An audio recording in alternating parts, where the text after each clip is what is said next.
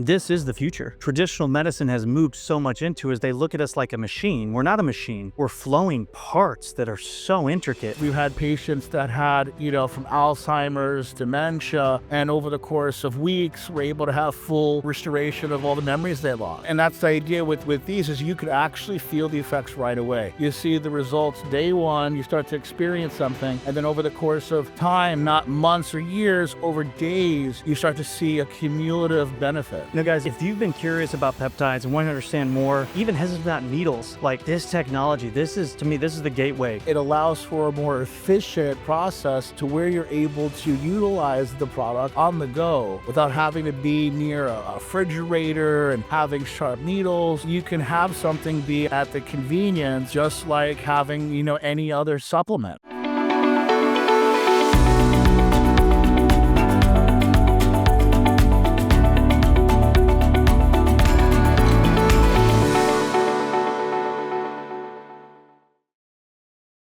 Welcome back to the Peptide Pulse, where precision meets power and power meets potential. I'm Dr. Adam Boonder, the peptide researcher, and today is part 2 in our deep dive into the peptide spray innovation. And we've got Joseph back again, super excited.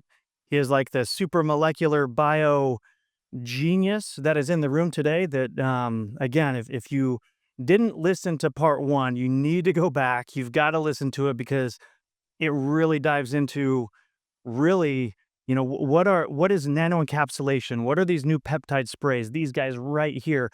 What is that is doing to transform this industry when it comes to really peptide utilization? And today we're going to be going through what's the future adoption of things just like this, particularly these sprays. And for the future of what biooptimization brings to the human body, because that's ultimately what it is. We're not trying to hack a system here.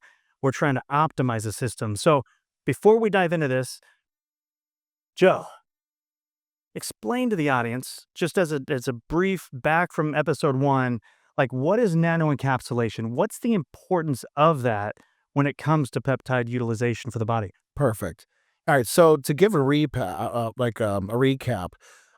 nano encapsulation is basically a delivery system that allows you to stabilize a peptide from normal life conditions, whether that be from oxidation, from thermal breakdown, things that are just naturally occurring. You have movement, vibration, agitation, and we're pretty much where your normal injectable peptides, they're very fragile.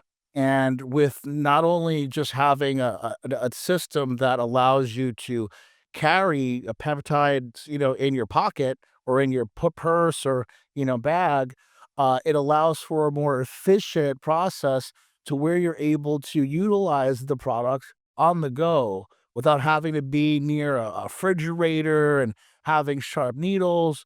You can have something be at the convenience, just like having, any other supplement. Yeah, I think that's part of what really excites me the most is the fact, I've utilized peptides for, 10 plus years. And just the travel aspect, no matter where I'm going, you have to prep yourself to bring your peptides if you want to continue to utilize them, or you're going to end up taking a break because you've got to get an insulin traveling case. You got to make sure that that you've got the frozen pack that goes in there. You've got to get a full thing of needles. You got to get your back water. You got to bring everything with you. And that's typically what happens on, for clients that I work with, the clinics that I work with, patients, they're always like, well, can I travel with these peptides? And I'm always like, you can, but it's kind of a chore. And most people do it because they don't want to stop the progress that they're in. This innovation right here that you've developed, this nano encapsulation for these peptides, it literally eradicates that. Yeah. Yeah. And like you said, you were talking about nano encapsulation helps with everything from thermal stressors to peptides, which can obviously affect them, heat, even like oxidative stress damage. People talk about oxidative stress, aging. Oxidative stress causes aging. So when you can actually encapsulate, in fact, I guess, would you go as far to say that your nano encapsulation, does it in a sense preserve that peptide for a longer and more stable utilization, not just in here, but even within the body. Yeah, so in terms of, the preservation, you're getting obviously the preservation of in the product, which is over 12 months, at room temp plus, which is not possible, and When then you say plus, what have you tested? What's your R&D shown? so so right now, uh, it's a year that where we could claim technically. However, we've done some stress tests. Basically, have actually created like a control group that basically allowed for excessive conditions, applying it to from temperature to UV light Mhm. and other elements, and that we're able to see if you were to then take those results and kind of, scale them, like, for example, if we were to put it at 150 degrees Fahrenheit and leave that for 2 weeks, that would essentially be, like, 6 months at 90 degrees Right. Fahrenheit. And so you're able to make, theoretical, observations based on that, but again, these are newer products, and over the course of time, looking to actually, have that type of data. But your other part of the question was, how is it preserving the body? And well, if the more stable the peptide is before it gets to your body, the more of a higher quality reaction your body is going to have because you're having a more preserved molecular structure. So if you're having your vials are being shaken up in transportation, exposed to heat, your peptides are breaking down, by every millisecond that's happening. So then you're taking something that's somewhat like fragmented or damaged, and you're not going to get the same results of the peptide being in its proper and pure form. So what you're saying, basically, your nano encapsulation technology, what you've created here, like if I were to even just take this and I like shake this up, Mhm. it's still stable. It's not breaking down because it's encapsulated. It's like a like a force field around that peptide. That's fascinating. Like when you are offering this again, we're in a world of peptides where everybody thinks it's just injection. That's where it's at. Like, what's the I guess the most common reaction you get from people when you're like, you don't have to inject anymore. Like, Yeah. here's a solution. So it's the most common reaction you get is, "Oh no, that's not going to work," it's not going to be stable. It's not going to be do this because they were told, that peptides, are not stable. They don't understand the benefits of what these are, and also too is all sprays or liquids aren't all the same. Mm. Because something is in a bottle and it has liquid doesn't mean it's the same thing. Yeah. And this is just an advanced form of processing. I would say it's comparatively where peptides are now is kind of how like cannabis was like 30 years ago when it was just flower only. Now you have, isolates and distillates and other things, and other forms of inhalation and edibles. And this is kind of how peptides are going to go, where now they're going to be more in a consumer friendly fashion that you could have on the go and not have to be forced to do it in your kitchen or a bathroom somewhere. Could you explain to me? And this is just a thought that popped into my head right now. What's the difference? And this is for listeners because we hear of all these things, and you made the comment like not all sprays are created equal. In fact, even like oral supplements. I mean, you can go and you can buy a vitamin, just any general multivitamin. You've got like the hard pressed Mhm. multivitamins, and then you get the encapsulated vitamins with powder inside of them. And then, but you can have a different type of capsule than the next capsule. You can have the different formulation internally. So, where I'm going with this is like I hear of things people have like best efficacy with products that are like Mhm. liposomal, and then you hear of nano encapsulation. Explain to me the difference of like just for them because like my mind goes to like okay liposomal nano encapsulation they seem similar but what is the difference So in that? so ideally, liposomal, compounds are typically best for fat products. Okay. Okay, And liposomes, and this is kind of where I started, when it came into formulations, and ideally, they're designed, really for more of like for a quick release, and they may have smaller molecule sizes, but they're not as stable. They're Okay. quick to break down with agitation and with heat, light, because that liposome is essentially a fat bubble. Okay. And typically they're made with like a sunflower lecithin, MCT oil, basic stuff that you could get at your normal general health food store, and just blend it up really quick and creating a suspension. These are what happens is, so these molecules, they actually bind with the hydrogen molecule, so it's real truly dissolved versus just suspended in solution. So you're saying the nano encapsulation is what you just talked about, Yes, as what's opposed to significantly more effective than liposomes so for say that peptide. again because I think I caught that. I don't know if they did. I want so you're saying the nano encapsulation, you said binds. Binds with the hydrogen water molecules, so it becomes truly solvent in the product. So where a liposome, you're basically having micro bubbles, Okay. okay? And those bubbles over time break down. There's nothing protecting the Right. actual complex. And okay, and the concept of that is, I mean, understanding kind of have to go a little bit back to, biology, chemistry. I mean, our cell is a lipid bilayer, so a fat bilayer. So, and correct me if I'm wrong here. So, a liposomal product is trying to get through that layer into the cell, Imagine that right? you're putting, put olive oil in water, Yeah. okay? You shake it up, okay, you see separation. Yeah. So at the liposome, you're adding, different, lipids and the salt group, Yeah. okay? And basically, high-speed agitation, Yeah. and now you're getting, what appears to be dissolved, but if you Right. put it on a microscope, it's not. It's still So this is essentially like, because again, it's like a starchy we have a starchy membrane versus a fatty membrane. Think about like when you merge, let's say, flour in water. mhm. Okay, it dissolves more. Okay, you Yeah. have more because again that starch it actually binds with the water, especially this Yeah. with this sugar. Okay, type of starch. So not only you're getting the benefit from the protection, but you're also getting a better uptake, because again, when that hits your tissues, addition to the mucosal adhesives that we add to it as well, you're getting much better receptor binding affinity. Yeah.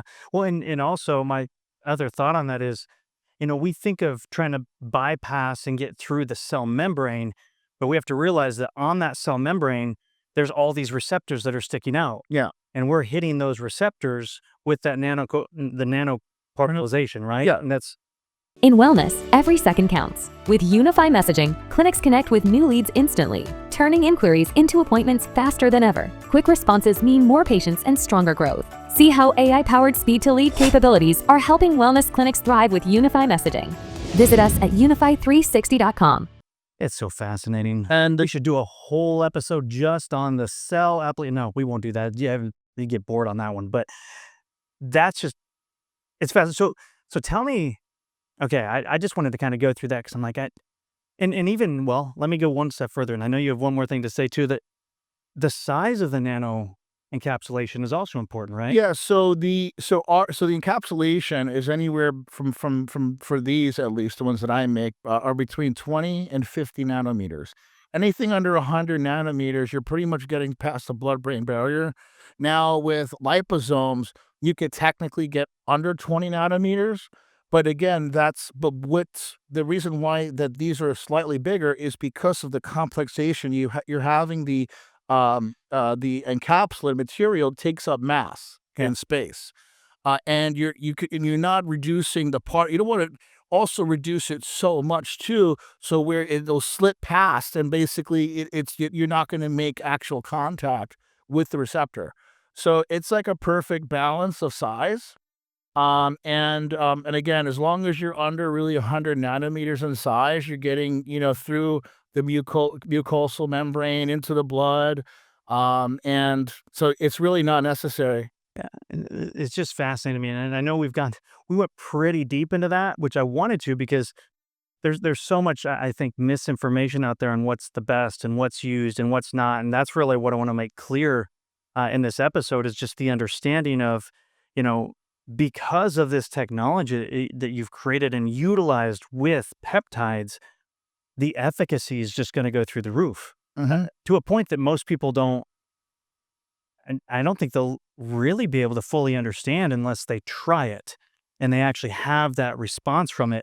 Because you're right. I love there's a quote from Ralph Waldo Emerson that says, "Do not go where the path may lead, go where there is no path, and leave a trail for others to follow." I mean, you're leaving a path for others to follow, and you always get that from doctors, from other people. I'm sure you get, well, again, that's not going to work. That's not how it's done. There's not going to be efficacy in this.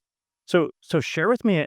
I mean, if you have a couple different, like, just jaw dropping, like, success stories that you've seen with your current formulations. I mean, we've got a few of them here from PT141, Dihexa, Solanx, Samax, Mot-C, Retta.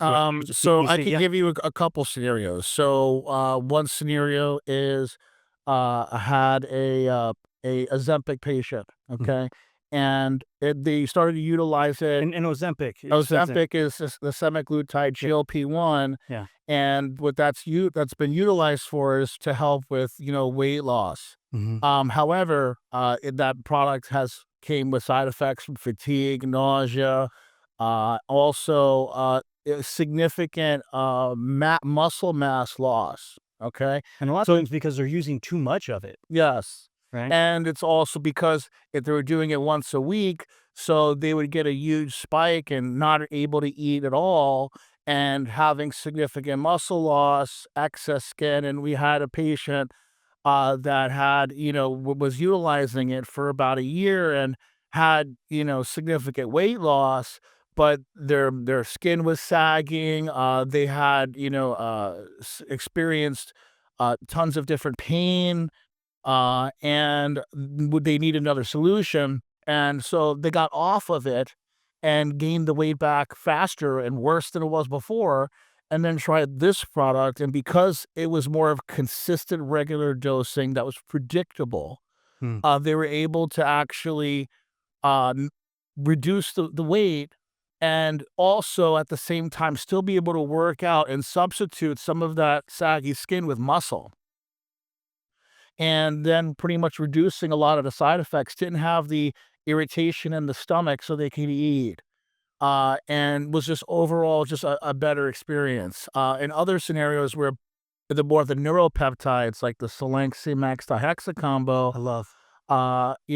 we've had patients that had, from Alzheimer's, dementia, had very difficult remembering, events from like their wedding day, their kids' birthdays, and over the course of weeks, were able to have full restoration of all the memories they lost Wow.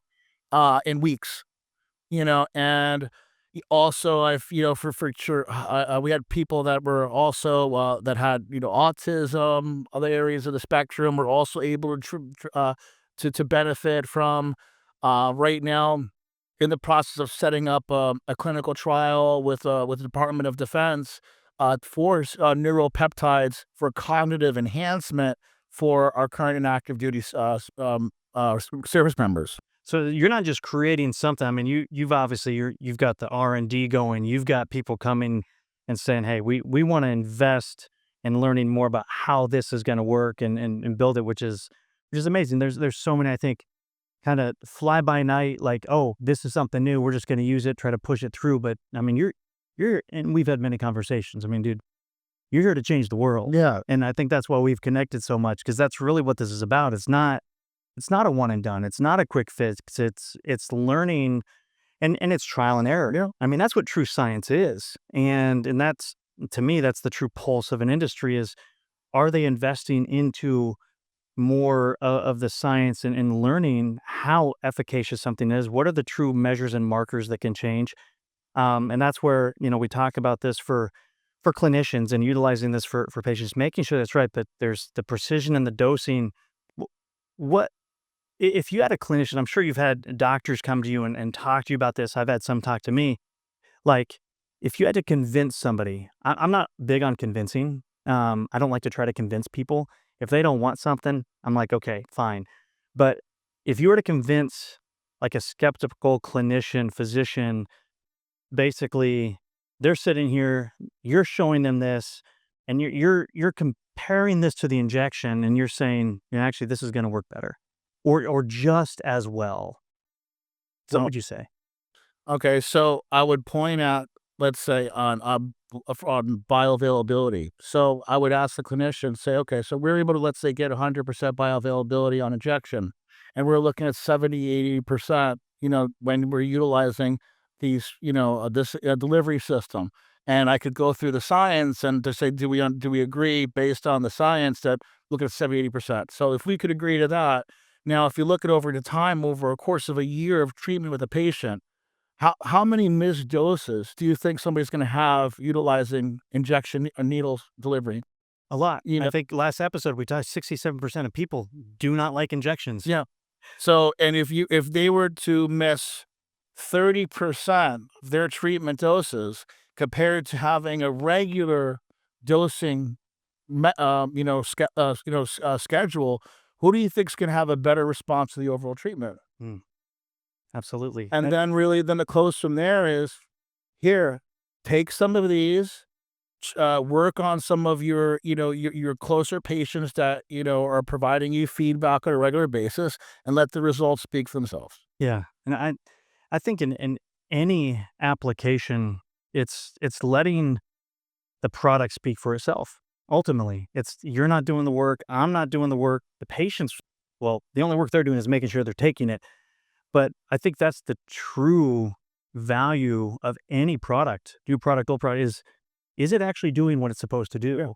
And it's then allowing the body, again, it's about Your body will bioauthorization. tell you. Yeah, the body will tell you what it's doing. And that's the idea with these, is you could actually feel the effects right away. Yeah. This isn't like homeopathic or psychosomatic, Right. and you gotta think, "Well, I've been using it for a couple weeks. Am I doing this?" No, the moment you start taking it, you see the results day one, you start to experience something, and then over the course of time, not months or years, over days, you start to see a cumulative benefit. Yeah, because these are compounding, because peptides as the language of the body, it's like sending a whisper every single day. It's like you have your conscious mind and your subconscious. It's those things that you're thinking in the back of the head are what come out constantly, through your conscious mind.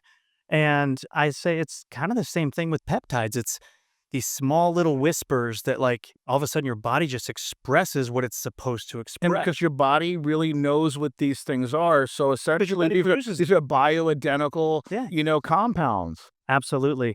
And talking about adherence, there was a statistic that I was reading from World Health Organization on adherence. And I think this is one of the biggest things that you have to look at as a clinician, as a health coach, is somebody who is wanting to implement a product like this for their patients and for their clients. Their research showed that like adherence to like whatever's been prescribed or whatever's been recommended improves by 30 to 50% with therapies that are either simplified, like a spray, or actually don't involve needles. I mean, most people don't want to use needles, but again, something that's simple. This is easier than a capsule, man. I keep thinking like how many people can't even swallow a capsule, but yet you can get a better bioavailability just spraying into the tongue or nasally. So, let's talk about precision. We've talked about that. Again, consistency. This is a perfect segue into that. But like I've always said, it's peptides are about precision. It's like a lock and key.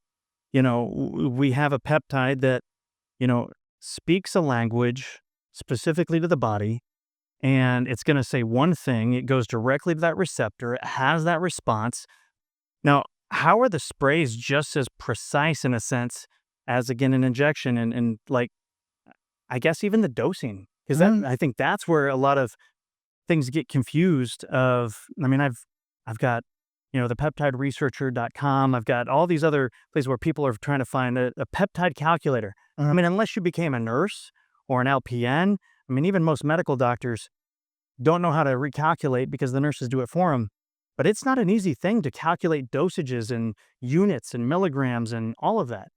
Yeah, so imagine, let's say with GLPs, let's say you're taking 50 milligrams in a 2, ml vial, Hmm. and you're having to take out, let's say, 30, 40 units. If you misjudge how much, solution you put into the vial, Hmm. then you're trying to look at the line on an eye in your units on the syringe. And that's if you have good eyes. That's if you have good eyes. You could be off by like 20% of your dose, give or take. And also you could be settling as well, because not necessarily when you have bacteriostatic order with your peptide, you're not guaranteed to have even material from the top and the bottom of the glass. So with our product, we have there's an electron field, okay, that basically creates a homogeneous and an even amount of space in the bottle. So when you're doing a pump, like for example, it's zero 0.1 ml, okay, and it's doing that precisely through an atomizer. So there's really no guesswork. It's just here. You could go now, depending on your needs. You can do, for example, 2 pumps or 4 pumps, depending on how your body reacts. But once you've listened to your body and your body said, okay, this is the right dose for me, you're able to not think about it. It's not like you're not having to be a chemist in your kitchen, having to figure out how to dose yourself. Yeah, we have a bunch of, in a sense, lay people trying to understand how to create concentration like they were a nurse or they've gone to school for it, which is difficult. I mean, and they've got to learn it. But I mean, that's the beautiful thing, man. You turn this and you know that with one spray, you're getting that exact dose. Yeah. And So- plus, also, if you have you created like all the scar tissue, issue. that you're not getting the same absorption. If you shoot up your whole stomach in the same areas all the time, now you're not going to get the bioavailability that you would normally have, because you have all the scar tissue preventing it from getting into the bloodstream. And that also brings a good point, because I've had people that when they're doing their injections, um, and I'm sure other people listening have had this too. It's like, okay, I can do my sub-Q injection around the umbilicus, Yeah, around the belly button. Some are the upper thigh. yeah. Some are tricep. Some will actually go into the fat tissue of the glute, because subcutaneous just means fat tissue. But what I've noticed is that some people will respond to a certain peptide if they're injecting it like in the upper thigh fat tissue, different than if they're doing it into the belly tissue, different than if they're doing it to the glute tissue, which again, I would say that this, Receptors. yeah, so they're all different receptors in different areas, but this eliminates that. It's the same because you're hitting those same mucosal receptors or blood. Glucose. Yeah. Oh, this is amazing. So obviously the precision on there. Um, you know, we did brief on this a little bit, but like busting myths. Again, the biggest misconception people have about spray delivery. What have you heard as the biggest misconception on this? So again, kind of myth, truth. I'm going to say, the myth is these won't work. Yeah, Nanotechnology. it's a gimmick. Yeah, there's just water in there. Actually, look, see it Clear. Oh, it's just clear. That's just water. That took a lot of science. science to get it clear. Like that. There is a lot of science to get it clear. You know what? Before we go to this myth and truth, I do find it interesting that in the advancements in technology that we have today, that people would begin to question, like even to say, I don't think that can be done. That's a big one for me. It's like with all the things that we've developed, the advancements, even in just, well, number one, just people understanding that like semaglutide, tirzepatide, all these, they're actually peptides. Most people don't realize that. But with so much advancement, why can't we nano-encapsulate NAD, MOTC, and SS31, each encapsulated in their own, combined into a formulation that is clear, that can have a phenomenal and efficacious result? So And the answer to that is see for yourself. I love it. I'll take that answer. See for yourself. Well, and also the R&D. I mean, you're truly diving into. y- You don't just want to say it. I mean, all science, in a sense, it starts with a theory. Mhm. Okay, which is where you started. When we had episode 1, you're just like, man, I had this moment from what you had been doing, kind of in the CBD space, and then you're like, let's apply it to this. And now, looking for R&D, bringing in clinical studies that are being asked for Mhm. with this. Um, Your reputation builds your practice. With Unify Reviews, automate review requests and respond effortlessly, turning every wellness experience into glowing 5-star ratings. Build trust, boost visibility, and grow your clinic's reputation with ease. Elevate your practice with Unify Reviews. Visit us at unify360.com. so Yeah, and it's and you could do. I could apply this to not just with peptides. We could create very complex formulations utilizing adaptogens and Mhm. other things that do the same thing. so could you and this is just for my own curiosity, could you mix in with this Mito Magic, could you put in say vitamin B12, like methylcobalamin or something like that, or is that So I don't know that the answer is first off, that's going to depend, and yeah, depends because again, you could put a vitamin in there and it doesn't mix, okay, and that or yeah. the pH is off and it could throw off the whole entire product. Well, I'm So you really don't want to mix really anything in it. And also because again, it could block, because again, everything is loaded in there to be precisely balanced mm, for this to have proper contact, dispersion, and bioavailability and in the mix. yeah. You throw something else in there, it throws off the entire equation. Okay, so tell me this. I mean, we're not in Texas, so obviously not everything is bigger and better, right? So, I mean, we're in Florida, but there's so many people that are like, more is better. More is better. I think that's the exact opposite in the peptide world. I think because I talk about these quantum little changes, like, You can get w- diminishing returns. So yeah, we're gonna get if you do too much, your body develops like an immunity response and rejects it completely and says, "All right," and it just shuts it down. okay, So you could take and basically waste all your money taking all these peptides, and you basically just over time get lesser and lesser and lesser. And in fact, it's better to start off low, work your way up, okay, then eventually have a day off here and there to mm, allow your body to kind of reset and continue.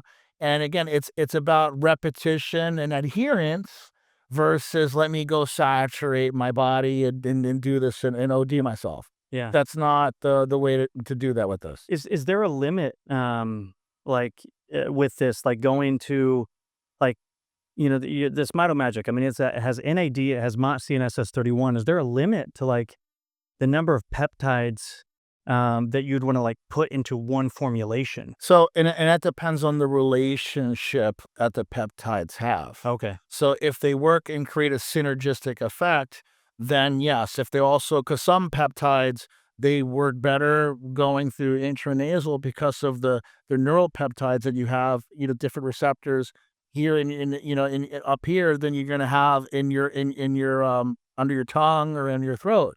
And having certain peptides in different applications work. Now, there are peptides that could effectively modulate a receptor to do something differently that counteracts one of the benefits that you're getting from one than another. If you're trying to suppress something in your body or modulate something, and then you're taking something else to further a secretion of something, Right. then you're completely negating the benefits. Right. So, it could be from mTOR activation. There's, for example, with IGF-1s Hmm. and, growth hormone, you're activating mTOR. And then there's other ones that can deactivate mTOR like rapamycin for longevity. You take both of them together, you're basically screwing the benefit you have, and you're not gaining life expectancy, and you're not going to get bigger.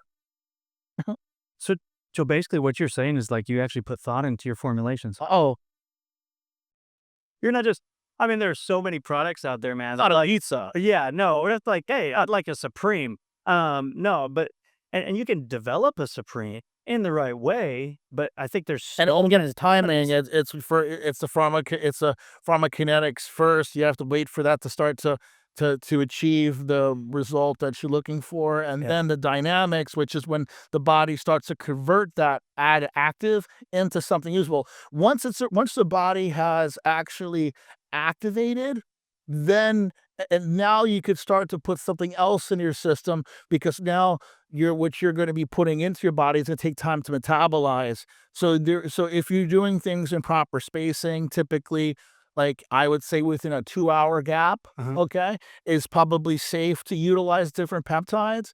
Because again, time, again, people look at convenience. Well, let me do everything all at once. And again, a lot of peptides you can. There's certain peptides that it's not advisable to do that. Yeah. So, like, the future of your sprays, man, like and then again, it's, that law of, like, people taking your idea, trying to replicate and build. I mean, it's like it's a sign of, you're doing something right. And that's not happened yet, because this is the first to market that I've ever heard of any of this. Where do you see this 5 years from now? Do you see, like, every peptide being in a spray, or even the advancements beyond this? You've probably already thought of some of these things, but where do you see this in 5 years? Again, I see this, picking up, like, a lot of the different, supplement fads that are out there. And, people maybe get behind it for the marketing reasons that I don't necessarily, too thrilled. But, I do see people really leaning on this, because ultimately, the biooptimization is being more critical today, especially with things within our environment, and, us not having, proper nutrition in our foods. And we can become more and more dependent on these things. And as the science comes to more to light, we could look at the prophylactic benefits and preventatives of different, gene expressions. And through time and doing, DNA testing, and along with this, we could prove over time that we could prevent, potentially cancer, could prevent, early onset Alzheimer's and dementia, cardiovascular disease, and other degenerative, aspects of the body by taking these proactive steps. I think that's incredible. I was looking at, because sprays and this new technology, specifically with peptides, I was reading this, and then so the global drug delivery system market is projected to surpass $2 trillion by 2032. Okay, with sprays and actual oral tech leading that innovation, which, I mean, to me, you're already ahead of the game. So with sprays, like, beyond peptides, I know you're already talking about there's some other stuff. Like, could this same tech, like shift in delivery of other types of molecules, like hormones? And you talked about HRT in the first episode, so hormone replacement therapy, things like testosterone and estrogen and progesterone. Can you see this tech being utilized in that? I could see it being a part of, of what now has been traditional medicine, Mhm. utilizing, these, different applications, because ultimately, having to take, let's say, some people have to take 20, 30 pills a day. Mm. Okay. And that's exhausting. You have to eat it to break it down and metabolism. And it's just, I feel just like we're in a day of, Amazon Prime, right? Everyone thinks faster, more convenient, and so should be our medication. Yeah, I always call it a microwave society. I'm like, we live in a system that we just want it now. Let's heat it up fast. Let's go. The only thing that doesn't happen fast is freezing things. Well, unless you have got, like, a nitrogen tank or something like that. But um, if you had to describe the future of the peptide delivery system, this system, in one word, what would it be? Accessibility. Accessibility. I love it. It's so true, man. Thank you so much for your knowledge. Thank you for your passion, because I think that's the biggest thing, man. Your passion for this, it goes beyond peptides. I mean, it goes to I mean, the human being, it's about human potential. Where can we actually go? I think too many people don't understand, like, really, like, what we are capable of. This system, this mechanism that's actually not a mechanism. In fact, that's where traditional medicine has moved so much into, is they look at us like a machine. We're not a machine. We're flowing parts that are so intricate that if we can begin to tap in and to optimize those signals, the language of the body, that's really where true life will change and true optimization will actually occur. It was incredible, man, to talk about just how convenient these sprays are. And we did this in the last episode. I think you did the Mito Magic and I did the BPC. So we're going to swap it this time. All right. You know, it's about convenience. It's about precision, access. So we're going to do another cheers. Cheers to the sprays and the peptides and the innovation in peptide science. And this is the Peptide Pulse. Let's do a couple sprays here, man. And I can't, actually, I'm trying to decide what time it was. I just did Mito Magic. I'm probably going to be fueled with energy through the rest of the day. You want to hold it on the tongue for about 30 to 90 seconds and then don't drink any water, you said? Yeah, for like 3 minutes. 3 minutes. So, guys, if you've been curious about peptides and want to understand more, even hesitant about needles, like this technology, to me, this is the gateway. Like I said earlier, that quote by Ralph Waldo Emerson, I love it, Joe, because, man, you are paving a trail, and I'm excited to be a part of that with you and just sharing this with my community, the people that are listening. This is the future. It really is. In fact, I even like to say the future's now, because it is here. So this is the Peptide Pulse, where precision meets power and power meets potential. Again, I'm Dr. Adam Boonder. I'm the peptide researcher. Thank you so much. Until next time.